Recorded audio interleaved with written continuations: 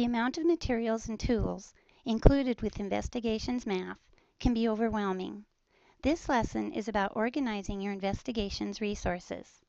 Whether you are a teacher new to using investigations or someone who already uses Investigations Math, this lesson may offer you some practical or new ideas for organizing and storing your resources. How do you organize your Investigations Math resources? Here are some helpful suggestions if you need ideas or just want some fresh ones. In this lesson, you will be introduced to some ideas of how to organize, store, and display your math tools, materials, and resources using labeled storage systems. Let's review. Teachers who are developing students' capacity to use appropriate tools strategically make clear to students that materials are available and readily accessible, and that they, the students, should decide which tools to use and when and how they will need them. For elementary math students, these tools might include counters, cubes, rulers, abacuses, calculators, geoblocks, or sets of base 10 blocks.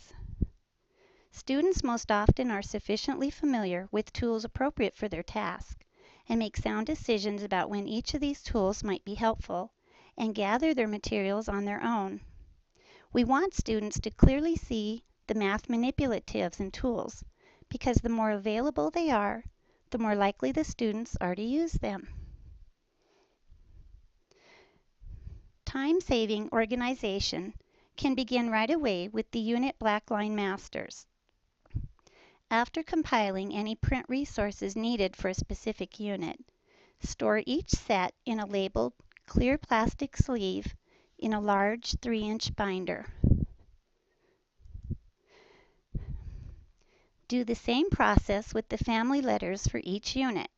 Having them all together allows for efficient print options and preferences. In the file cabinet, keep a manila folder, one for each unit that can hold miscellaneous items, such as unit vocabulary cards, charts, graphs, tables, or resources used for modeling and examples. Align each lesson in every investigations unit to the Common Core state standards and to the main math focus by using color-coded dots. With the use of a large crate and hanging file folders, filing the student activity sheets for every session makes retrieval of student sheets extremely quick and convenient.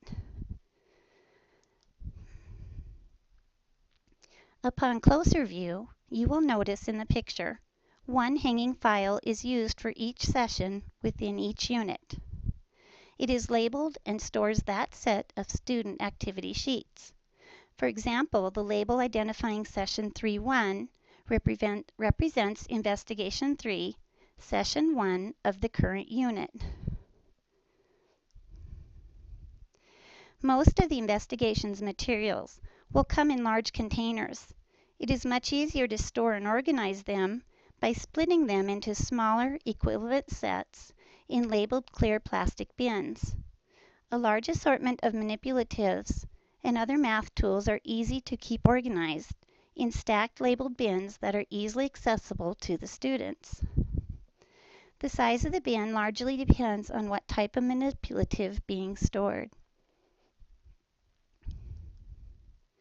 When working with 100, bead strings of 100 in groups of 10 using 2 colors for each 10 and an abacus are kid-friendly, teacher-made tools that are easy to assemble and store. In addition to the bead strings and the abacus, a set of 100 cubes is a must on any manipulative shelf. They are easily stored in sets of 100 connecting cubes in pencil boxes using 2 colors for each rod of 10. Keep student calculators in storage bins accessible to students.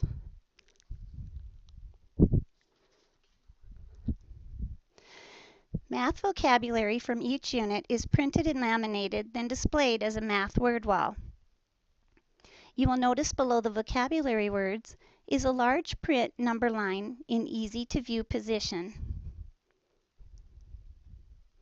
A common misunderstanding for most teachers new to investigations is not planning ahead and considering what materials they may need to be prepared for each day's lesson. A resource used for this lesson was an article entitled Investigations in Number, Data, and Space, Materials as Tools for Learning.